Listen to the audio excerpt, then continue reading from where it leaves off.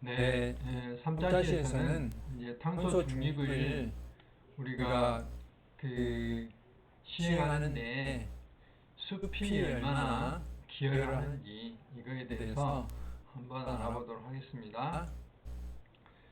몇 번 보여드렸지만 폭염, 또 도시열섬 이런 것들이 특히 도시에서 심하죠. 도시에서 심한데 이것은 이제 도시에서 이렇게 열기를 많이 품어내는데 이것을 가해하는 것보다 이렇게 식히는 이것이 좀 적기 때문에 그렇죠. 교외에는 숲이 있고 그 다음에 초지라든지 이런 녹지들이 많이 있잖아요. 이런 것이 있기 때문에 교회에서는 이제 이런 것들이 어느 정도 해소가 되는데 육지 안에서는 그런 것들이 해소가 잘 안 되기 때문에 그러지 않는가 하는 생각이 듭니다. 그리고 이렇게 이제 계속해서 제가 기후변화 때 다 말씀을 드렸지만 이 도시상 계속해서 상승이 되게 되면 이렇게 지구가 황폐화돼서 생산을 할 수 없는 그런 시기가 밀 수확량이 10년마다 2%, 옥수 수확량이 1%가 감소될 것이다. 그리고 수자원 확보에도 어려움이 있을 것이다 하는 것이죠. 지금 우리가 당장 우크라이나 그 러시아하고 이제 전쟁만 하더라도 우크라이나가 그 이런 밀이라든지 이런 것을 생산하는 곡창지대인데 그 한 나라만 생산을 지금 못하고 있더라도 밀값이 식량값이 굉장히 많이 이렇게 상승하고 있잖아요. 그러면 당장 뭐가 문제예요? 빵값, 과자값 이런 게 모두 다 이게 상승이 되겠죠. 우리는 그나마 쌀이 주식이지만 유럽 같은 경우는 빵이 주식이기 때문에 이제 그런 차원도 있고 옥수수 같은 경우는 식량도 식량이지만은 그 사료에 대부분 많이 사용하고 있고 뭐 이렇잖아요. 또 최근에 뭐 여러 가지 식용유라든지 이런 여러 가지 물가들도 오르고 있고 이거는 직접적으로 기후 변화하고는 관계가 없지만은 이게 마찬가지로 비교해 볼 수 있다 이 말이죠. 이런 밀 생산량이 이렇게 줄어들게 되면 그만큼 가격이 상승되고 우리들이 이제 피해를 겪게 되고 걱정을 할 수밖에 없다는 것이죠. 또 굶주려서 야인 북극곰의 모습인데요. 이렇게 이게 이제 탄소가 많이 배출됨으로써 기후변화가 일어나고 그럼으로써 바다에 플랑크톤이 많이 줄어들고 그러면서 이제 바다 표범이라든지 이런 것들이 다 줄어들고 먹이가 없어지기 때문에 이게 기온이 변화되기 때문에 바다의 온도가 바뀌기 때문에 그런 거죠. 그래서 북극곰이 상대적으로 이제 뭐 생선이라는 걸 잡을 수 없어서 이렇게 되는 것이죠. 그래서 이것을 이제 이미 제가 그 여러 차례 강조했는데 왜 1.5 그러니까 지금 파리 협약에서는 2015년도에 파리 협약에서는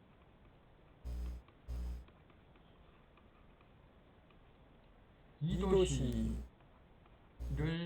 이하로 억제하자. 다만 1.5도시로 하자 권고를 했어요. 근데 지금 현재는 1.5도시로 대세가 굳혀지고 있어요. 왜냐하면 여기 보신 바와 같이 열 1.5도하고 이 도시 0.5도씨 차이인데도 2.6배 이상 악화가 된다 이 말이죠. 그 다음에 북극의 그 얼음이 녹는 것도 10배 정도 더 악화가 된다. 그러므로서 해수면 상승도 0.06m 더 상승된다 하는 것이죠. 그 다음에 생물종의 감소도 2배 이상, 식물, 동물, 곤충 두세 배 이상 이렇게 감소되는 것을 알 수가 있고요. 생태계 1.86배, 그 다음에 영구 동토층의 감소죠.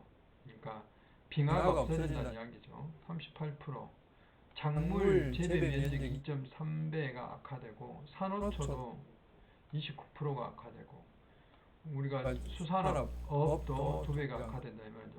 그러니까 1.5도시로 우리가 억제했을 때하고 2도시하고는 차원이 다르다는 이야기죠. 그래서 우리가 1.5도로 탄소 중립을 하는데 초점을 맞출 필요가 있다 하는 그런 이제 이것이 표가 되겠습니다.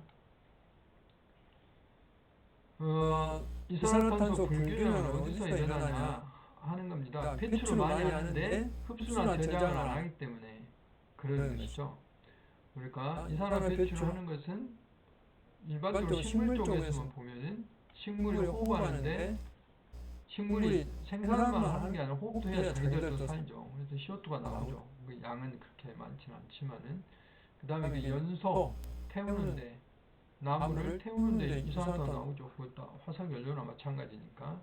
그 다음에 석유, 석탄, 휘발유 이것도 이제 화석연료죠. 이런 데서 물론 여기는 양은 적지만은 여기에서 굉장히 많은 양이 나오지만은 배출을 많이 해요. 그 다음에 우리 사람들 또는 생물들 호흡, 동물들의 호흡, 뭐 산불나고 오다 보면 호흡 이런 것들이 다 배출이죠. 그런데 저장은 조그마한 식물, 바다 두 군데서밖에 안 하기 때문에 불균형이 일어나는 거죠. 절대적으로 이렇게 불균형이 일어나는 거예요. 배출을 많이 하고 흡수를 적게 하고 이렇게 되는 것이죠. 흡수와 배출의 이런 차이를 보여주게 되는 것이죠. 그러면서 불균형이 일어나게 됩니다. 그러니까 이제 뭐가 되죠? 생태 발자국만 일어나니까 지구가 따뜻해지게 되는 겁니다. 그래서 우리나라 산림청에서는 그걸 이야기를 했죠. 우리나라 산림청에서는 2050년까지 탄소 중립을 하기 위해서 산에 나무를 많이 심겠다, 식재를 하겠다 하는 발표를 했어요. 약 30억 그루의 나무를 심겠다. 그러면 3,400만 톤의 탄소를 흡수하는 어떤 결론이 있겠다. 그래서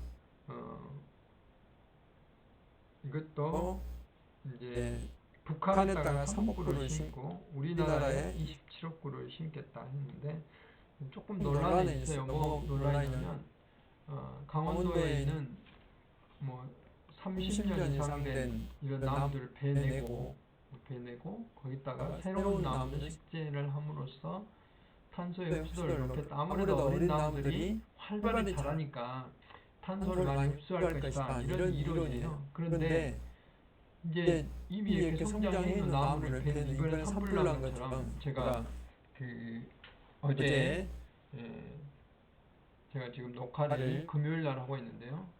어제 제가 5분 특강에서 산불에 대해서 이야기를 했습니다만은 제가 그 쪽지로 보낸 바와 같이 5분 특강이지만 실제로는 설명을 하니까 11분이 걸렸어요. 그러니까 5분만 여러분들 수강을 하면은 그 출석으로 다 인정이 됩니다.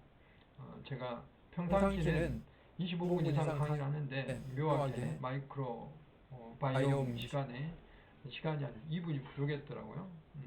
그래서 시계를 제가 잘못 봐서 그런 점에서 널리 양해해 주시고 보강, 수강을 해주시면 좋겠습니다. 최근에 산불이 많이 나서 관련이 돼서 제가 거기에 대해서 보강 강의를 했고요. 그래서 이렇게 이제 각 지역별로 섬, 그 다음에 도시에 이렇게 비어있는 땅들, 그 다음 도시에 공원을 만든다든지 숲을 만든다든지 또 목재로 만든 도시를 만들면 그만큼 이제 나무를 많이 필요한데 나무로 집을 지으면 콘크리트 산업은 아까 뭐라겠죠? 탄소를 많이 배출한 거다 했죠. 그런데 목재를 지으면 역시 탄소를 나무가 이렇게 함유하고 있기 때문에 좋은 거죠. 그 다음에 농촌, 산촌 이런데 이제 이만큼 저장을 하게 되는 거죠, 나무를. 그 다음에 경제림, 경관휴양림, 보호지역, 경제림 이런 식으로 이제 산을 좀 골고루 이렇게 구축을 하겠다 하는 것이 지금 산림청의 현재까지의 그 발표 내용입니다. 이제 그렇게 하게 되면 탄소 저장을 이렇게 각 분야별로 할 수 있어서 총 3,400만 톤의 탄소를 저장할 수 있다 하는 이제 그런 이야기를 드릴 수가 있습니다.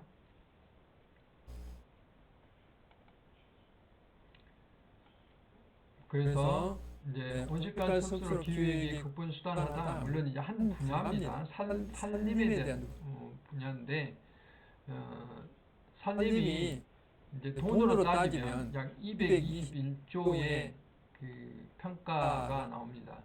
그러니까 국민 총 생산의 11.7% 정도가 해당될 것이다 하는 이야기예요. 그래서 기능별로 보면 여러 가지 기능이 있는데, 우리가 지금 강의를 하고 있는 온실가스 흡수 저장이 약 75억 원 정도 해당이 되고요.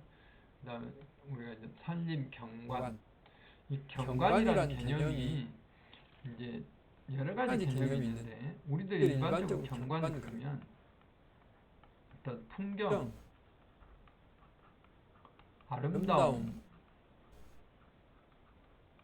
뭐 전망, 이런 것들을 우리가 경관이라고 그러죠. 이게 맞는 이야기인데, 이걸 생태학적으로 보면은 생태학적으로 경관은 어떤 그 생물이 사는 공간들, 이게 이제 생물이 사는 공원이라고 그러면 여기도 공원이 있고 이런 공원이 있다면, 또는 얘가 지리산이고 얘가 무등산이고 이렇게도 이야기할 수 있어요. 그러면 이 산과 이 산이 이렇게 연결이 안 되죠. 이런 것들을 우리는 경관인데, 이것들을 우리는 조각이라고, 서식지와 서식지를 조각이라고 하는데, 이걸 이어주는 합천이 됐던 길이 됐던 이런 것들을 우리는 그 회랑이라고 하죠. 회랑. 영어로는 코리더라고 그러는데, 이런 연결 통로, 그다음에 요걸 전체를 감싸고 있는 이런 것들을 이제 좀 영어로 매트릭스라고 그러는데, 그래서 생물이 사는 공간들을 이렇게 서로 이어주고, 또 어떤 모양을 하고 있고 뭐 이런 것들을 우리는 경관이라고 해요. 좀 어렵죠? 뭐 아무튼 생태학적으로는 이런 풍경이나 아름다움만을 표현하는 게 아니라 생물들이 어떻게 살아가는 살아가는 공간들이 어떻게 구성되어 있는가, 이것까지 이제 평가를 한다는 것이죠. 그 외에 산림의 돈으로 따지면 휴양이라든지 물을 담고 있죠. 물, 수원, 함양, 그 다음에 홍수 예방, 뭐 산소의 생산, 뭐 여러 가지 생물 다양성, 토사, 이게 비가 내리면 산림 잘 우거졌으면 흙이 휩쓸려가지 않겠죠. 그런 거, 산림 치유, 여러 가지 것들을 이제 이렇게 열섬 완화 이런 것들을 이야기해 주는 거 있죠. 숲 가꾸기 효과, 요즘 숲 가꾸기 효과에서 논란이 많죠. 산불이 일어남으로 인해서 제가 5번 강의에서 잠깐 했는데, 산불이 일어남으로써 자연적으로 나서 자연님하고 이런 숲 가꾸기란 단순님 또는 이게 인공적으로 이렇게 관리를 하는 거, 이런 것 다 보니 여러 가지 영향이 있는 것 같습니다. 산불에는 피해가 많다. 그런데 아무튼 산림청에서 현재는 이제 숲가꾸기를 함으로 해서 경제적 가치, 이 목재 생산하는데 좋은 목재가 많이 나올 수 있고, 그 다음에 이산화탄소 흡수율이 아까 이제 제가 말한 그런 거예요. 그러니까 그냥 놔뒀을 때하고 이게 이제 잘 자라게 한다는 거죠. 이렇게 잘 자라, 그러니까 하나의 어떤 목적을 갖고 이게 잘 재배를 한다는 것과 비슷해요. 관리를 하기 때문에. 그러니까 당연히 탄소는 더 많이 흡수를 하겠죠. 그 다음에 그렇게 할 때는 수원을, 물을 많이 이게 함량을 한다 하는 건데, 이거는 조금 더 생각해봤는데, 아무튼 산림청에서 과학적으로 증명해낸 것인데, 이것은 자연님이 훨씬 더 많이 그 물을 흡수한다는 그런 개념도 있어요. 그런데 이제 또 그런 개념도 있어요. 너무 산림이 울창하면 물이 스며들지 못하고 흘러간다 하는 내용, 그런 주장을 하는 과학자도 있고, 또 가지치기를 잘 해야지만 물이 밑으로 떨어져서 땅속으로 흡수된다. 그런 주장도 있고 그렇습니다. 그 다음에 산사태나 수해를 예방한다 하는 것이죠. 그래서 그런 목적에 맞춰서 숲을 가꾸기 때문에 이런 효과들이 있다 하는 것을 보여주는 거고, 실제로 이렇게 숲이 없는 경우에 이 산사태가 이렇게 늘어나는 거죠. 근데 숲이 있는 경우는 토양이 밀려나지 않기 때문에 산사태가 일어나지 않는 것이죠. 그래서 이제 그런 모양들입니다. 계속해서 비가 오게 되면 숲이 없을 때는 이렇게 물이 차서 이런 문제들을 일으킬 수도 있다 하는 그런 모양들을 보여주는 거고요. 숲의 서비스는 이런 거 외에도, 이런 숲의 가치 외에도 우리가 앞에서 제가 말한 경관의 서비스 그거 비슷해요. 이제 그 하수원에 가면 만연산에 지금은 국립공원이 됐는데요. 무등산 국립공원에 포함되어 있어요. 만연산에 가면 오색 하수읍에 있어요. 오색 연결길이라는 게 있어요. 지금 제가 안 가봤지만 이 하수읍에 가면 그 동구리라 카페도 있던데, 동구리 저수지라는 곳이 있어요. 이거에서 계속 올라가다 보면 오색 연결길이 나와요. 만연산이라는 곳이. 그래서 이 오색 연결길을 타고 쭉 가다 보면 어디가 나오냐면 수말리라는 그 고개가 나와요. 수말리에 있는. 그래서 거기에 철쭉길이 있죠. 철쭉길. 하수는 유명한 철쭉길. 지금 피어있겠네요. 제가 최근에 안 가봐서 잘 모르겠는데, 철쭉이 지금 피는 계절이기 때문에 철쭉이 피해서 이렇게 연결될 수 있어요. 그래서 이제 이런 것을 왜 오색 연결길을 했냐, 거기서 나오는 여러 가지 먹거리로 이제 입맛을 돋굴 수 있고, 버섯이라든지 뭐 이런 거, 그 다음에 눈으로 봤을 때 경관이 녹색을 보고 또 멀리 하늘을, 맑은 하늘을 내다보면 이제 이렇게 위안을 얻게 되는 것이죠. 또 새소리 들리고 숲의 바람소리, 나무 흔들리는 소리 들리잖아요. 그 다음에 숲에 가면 상쾌하죠. 여러 가지 나무 냄새도 나고 풀냄새도 나고, 또 만져보면 촉각이 부드럽기도 하고 뭐 여러 가지 감각적인, 이래서 5가지의 어떤 감각을 느낄 수 있는 오감 효과를 낼 수 있는 게 바로 숲이죠. 그런 서비스를 느껴볼 수 있도록 길을 만들어 놓은 것이 오색 연결길이에요. 한번 여러분들이 기회가 되면, 여기는 별로 힘들지 않은 길이니까, 왜냐하면 산 중턱에다 길을 내놨어요. 데크길도 내놓고 해놔서 그렇게 힘들지는 않습니다. 한번 이런 곳을 방문해 보면 상당히 좋지 않을까 하는 생각입니다.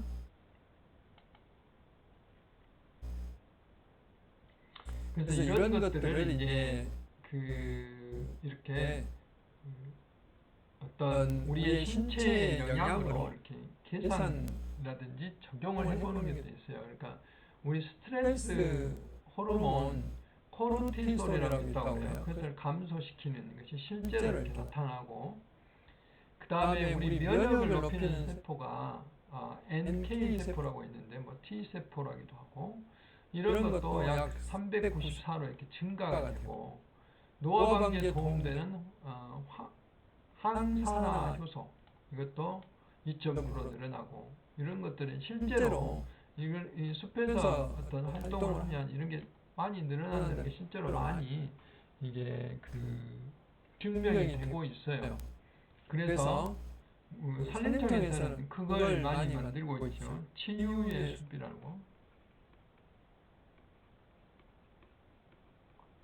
또 뭐 얘들이 넣는 유아숲도 있고요. 그 다음에 뭐 숲체원이라고도 있어요. 뭐 하전에 방금 말한 만연산은 치유의 숲이에요. 거기 가면 입구에 뭐 현압도 잴 수 있고, 이런 것들을 뭐 느껴볼 수 있는 그런 시설들이 되어 있어요. 그 다음에 숲체원인 장성에 가면 방장산이라는 곳이 있어요. 고창하고 장성하고 그 경계가 있는데, 산림청에서 이게 만들어놨는데, 거기 가면 뭐 예를 들어서 뭐 여러 가지 그 치유를 위한 어떤 그 산림 치료사가 와서 뭐 명상도 하고 뭐 테라피 시험도 하고 뭐 이런 것도 있어요. 유아산부는 뭐 제가 광주 같은 경우는 이제 광산구에 수안지구에 가면 이게 몇 군데 있어요. 그 뭐 도심에도 있고 어린이들이 이제 쉽게 숲을 체험할 수 있도록 나주 혁신도시에도 있던데 이런 것들이 이제 많이 이용이 될 수 있도록 이렇게 하고 있습니다. 다음에 미세먼지 때문에 이미 다 설명한 거죠. 나무가 미세먼지를 이렇게 저감을 한다 하는 것이죠. 그래서 도시숲을 많이 만들면 만들수록 아까 탄소도 저감하지만 미세먼지도 저감한다 하는 내용들이 되겠습니다. 미세먼지는 잎에서 이것들이 이렇게 붙어가지고 떨어져서 이걸 흡착이라고 하죠. 떨어지기도 하고 또 그 공기를 얘들이 이제 광합성에서 기공으로 빨아들이죠. 그러면서 흡수가 되기도 하고 여러 가지 기능으로 이게 미세먼지가 저감이 된다 하는 내용이죠. 그래서 이렇게 도심한 빌딩으로 이렇게 밀집되게 짓는 것보다는 중간에 이렇게 바람기를 이용한 도시숲을 만듦으로써 도시의 공기가 깨끗해지게 되는 그런 것들을 이제 이룰 수가 있다 이 말입니다. 이렇게 도시의 숲을 강조하는 것도 좋겠죠. 그래서 도시숲을 잘 가꿔놓으면 기후 완화, 그러니까 실제로 제가 이제 광주의 푸른길에 대해서 뒤에 설명할 텐데 실제로 이런 효과들이 있어요. 여름 한낮에 평균 3도에서 7도씨 정도. 뭐 이거 당연한 이야기 아닙니까? 그늘을 만들어 놓으면 제가 뒤쪽에 또 글쓰기에서 부동산은 천연 에어컨 이야기도 했는데 그늘을 만들면 당연히 기온이 낮아지겠죠. 그러면서 시원함을 느끼게 되는 것이죠. 또 습도도 적당히 올라가고요. 이런 것들을 우리는 당연히 느낄 수 있고 또 이런 가로수라든지 이렇게 심어놓으면 이게 찻길보다는 소음도 감소되죠. 첨단지구에 가보면 이렇게 도로 옆에 이렇게 도로가 있는데 여기가 이제 아파트가 있잖아요. 그럼 여기에 소음 언덕을 이렇게 만들어서 여기에 나무를 이렇게 심어놓는 경우를 볼 수 있어요. 그러면 아무래도 이게 소음이 저감되겠죠. 방음벽을 이렇게 높이 방음벽을 쌓는 수도 있는데 이제 그런 경우는 그 숲을 조성할 수 없는 면적이 좁았을 때 그런 거고 미관상으로도 별로 좋지 않죠. 그런데 이렇게 숲을 이용한 소음 감소는 굉장히 좋은 방법들이죠. 그다음에 당연히 대기 정화가 되는 거고 그 다음에 도시숲이 있으면 뭐 앉아 있을 수도 있죠. 제가 이제 최근에 지금 살고 있는 아파트는 최근에 지은 아파트들은 옥상이란다 주차장이 없어요. 지상에 아예 주차장이 없어요. 택배 차량이라든지 이삿짐 차만 다닐 수 있어요. 그리고 자가용은 아예 들어올 수 없도록 되어 있고 모두 다 지하가 주차장이죠. 그러면 지상은 옛날에 주차장에 또 뭘 하냐 숲을 만드는 거죠. 숲을 만들어서 이것보다 이제 밑에는 시멘트니까 인공 지반이잖아요. 인공 지반의 어떤 도시 숲이죠. 인공 지반의 땅을 이렇게 주차장에 있으면 여기다 땅을 만든 다음에 여기다 나무를 심어 놓는 거죠. 뭐 벚꽃도 피고 지금 철쭉이 굉장히 많이 피어 있고 이렇게 경관도 아름다웠고 또 연못도 만들어놨기 때문에 저녁에는 개구리가 벌써 굉장히 많이 울더라고요. 이제 이런 효과들, 휴식, 정서, 함양 이런 거. 그래서 많은 주민들이 반려견 데리고 개 데리고 이렇게 산책하는 것도 볼 수 있고요. 아침 저녁으로 또 어린이집도 아파트 한쪽에 같이 있어요. 요즘은. 그러니까 어린이들이 또 손잡고 이렇게 다니고 이런 것들을 볼 수 있어요. 이런 것들이 앞으로 이제 바람직한 도시의 모습이 아닌가 이렇게 생각이 됩니다. 그래서 도시에 이런 바람들을 끌어들일 수 있도록 바람기를 이런 빌딩 숲이 아니라 이렇게 바람숲, 도시숲 이런 어떤 수면 공간에서 나오는 이런 발생한 바람들이 도시 안으로 끌어들일 수 있도록 해야 된다. 그래서 오픈 스페이스, 그러니까 넓은 광장 같은데 숲으로 만들어진 광장 같은 게 있어야지만이 이게 우리 도시로 신선한 공기가 들어올 수 있다는 것이죠. 이런 것들을 우리는 바람길이라고 이야기합니다. 그래서 도시 외부로부터 강주로 말하면 무등산에서 만들어진 이런 천연 에어컨인 바람들이 계곡을 타고 내려와서 광주천을 통해 가지고 우리의 그 시내의 아파트나 주거단지로 이렇게 퍼져 들어가도록 해줘야 된다. 그러려면 무등산을 차단하는 꼭 무등산 경관뿐만 아니라 바람길을 위해서 무등산 바로 아래에 있는 높은 빌딩을 지으면 안 된다는 거죠. 그리고 아파트를 지을 때도 되도록이면 요즘 땅값 때문에 굉장히 밀집돼서 짓는데 되도록이면 바람이 통할 수 있도록 배열을 잘 해야 돼. 동과 동 사이에. 그러므로 인해서 미세먼지가 확산되고 또 이런 공기도 좋아지고 이런 효과를 거둘 수 있다는 것입니다. 그래서 독일 슈투트가르트 같은 경우는 이렇게 산 속에 있는 공기들이 도시 안으로 들어올 수 있도록 이 건물 높이라든지 또 그 길로부터 얼마만큼 떨어져서 집을 이런 게 다 법으로 만들어놨어요. 그래서 이런 아까 오픈 스페이스들이 만들어져서 이런 산에서 만드는 공기들이 도시로 들어올 수 있도록 그런 걸 해놨다 이 말이죠. 일단 숲이나 녹지를 이렇게 보존하는 게 탄소 중립의 가장 쉬운 길이다 이 말이죠. 지구의 후파인 아마존 같은 경우가 우리가 소고기나 돼지고기를 많이 먹으면 먹을수록 산소가 많이 필요해요. 그러려면 콩이나 옥수수를 재배해야 돼요. 그래서 브라질에서는 지금 이렇게 아마존을 태워가지고 거기다가 콩을 재배해서 이제 그 사료로 제공하는 거죠. 그러다 보니까 이렇게 이게 브라질이나 아메리카나 이런 아프리카 대륙이나 이런 데가 지금 불타고 있어요. 그러다 보니까 산림 면적이 계속 줄어들고 있었어요. 앞으로 이제 굉장히 우리가 우려스러운 일입니다. 그래서 이렇게 육류 소비가 소의 방기세뿐만 아니라 소가 CO2를 많이 배출한다. 방기세뿐만 아니라 육류 소비를 하면 이렇게 산림까지 없어지는 이런 문제까지 발생해요. 그렇다고 고기를 먹지 말라는 이야기는 아니고 꼭 필요한 양만 절제해서 먹자 하는 이야기입니다.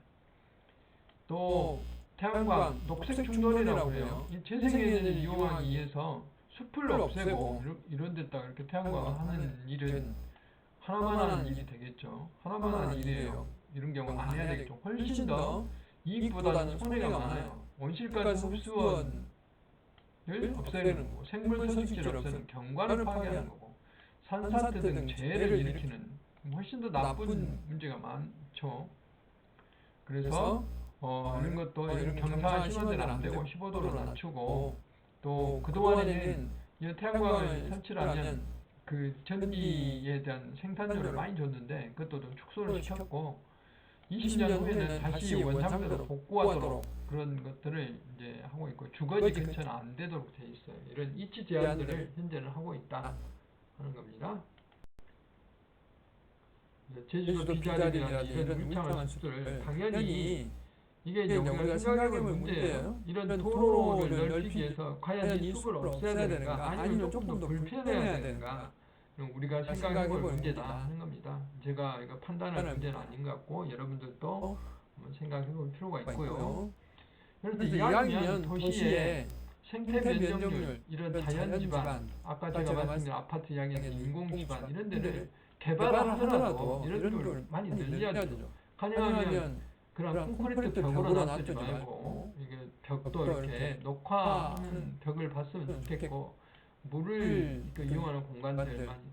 대단히 안타까운 것은 아파트를 개발할 때 주변에 약수터라든지 또는 그 도랑이라고 그러죠. 조그만 개울이 있었는데 이걸 다 하수도처럼 이렇게 콘크리트로 만들어 다 없애버리고 덮어버리면 굉장히 손해잖아요. 이게 자연을 파괴하는 게 아니라 개발을 하더라도 이런 그 약수터라든지 이런 것들 서울에 또는 분당이라든지 이런 데 가보면 그런 거 다 살려놨어요. 그래서 아파트에 그 중간중간에 그 개울들이 자연 하천에 물이 평산도로 이렇게 흘러서 다시 이렇게 하천으로 나가도록 이렇게 해놓은 것을 보면은 이런 생태 면역을 확보하는 것이다 하는데 광주는 아직도 그런 게 상당히 부족한 것 같아요. 굉장히 안타깝죠.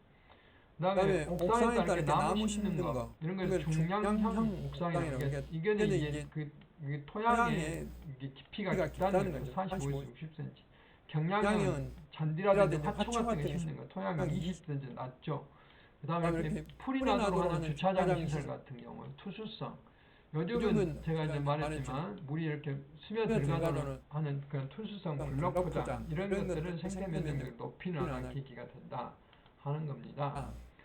그다음에 이제 탄소 같은 경우는 우리가 구별하기 위해서 블루 카본 같은 경우는 이런 그 갯벌에서 염생식물, 갯벌이라는 풀을 잘 피라는 풀이 있는데 이런 것들이 탄소를 흡수하는 해양에서 이렇게 바다가 파란색이잖아요. 그래서 블루 카본이라고 그러고 우리가 자동차에서 연소 나오는 화석연료 연소에 나오는 시커멓기 때문에 블랙 카본이라고 그러고 그다음 산은 녹색이잖아요. 거기서 나오는 광합성을 흡수하는 탄소, 그린 카본. 그러니까 블루 카본, 그린 카본은 좋은 거고 블랙 카본은 나쁜 거고 그렇게 이제 단적으로 이야기할 수 있는 것이고요.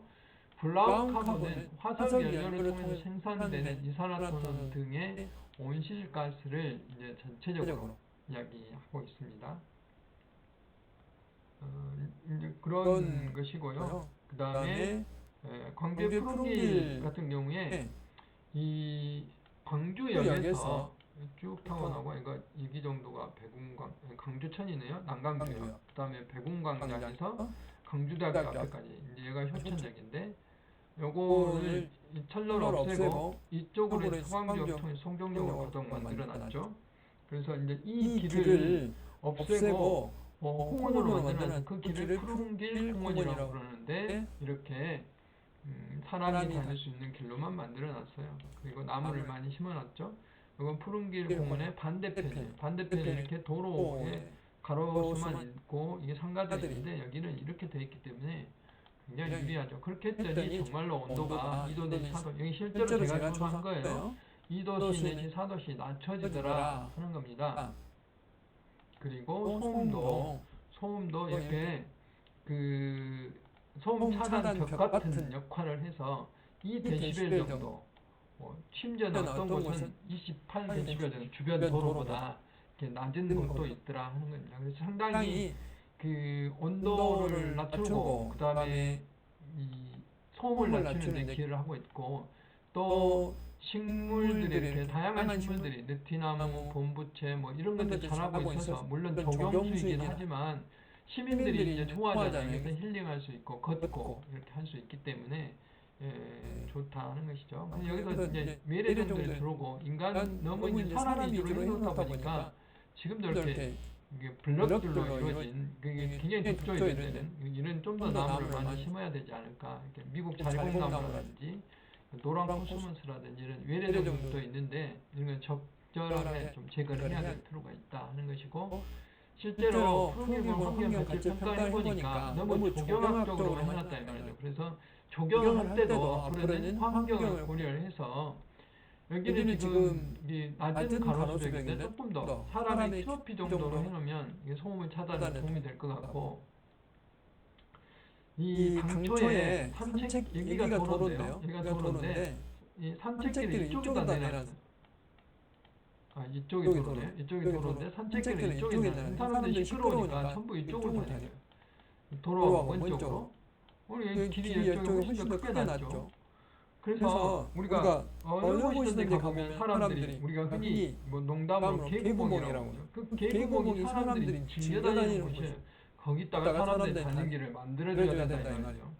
근데 이런 동선을 고려하지 않고 길을 만들다 보니까 문제예요. 처음부터 이런 계획을 세워서 길을 만들어줘야 된다 하는 겁니다. 그리고 이런 물이 흐르는 공간들도 만들어주면 좋겠다. 여기는 이제 전주의 물이 그 전주 한옥마을에 물 이렇게 콘크리트로 되어 있지만은 이렇게 되어 있고 우리 광주의 푸른 길은 일부 구간만 이렇게 돼 있어요. 이런 경우 볼 수 있고요. 무등산 같은 경우는 이제 숲길이 있기 때문에 이런 경우를 여러분들이 방문해서 한번 확인하면 좋겠습니다. 이렇게 하면 힐링할 수 있는 그런 공간들이 되겠고요.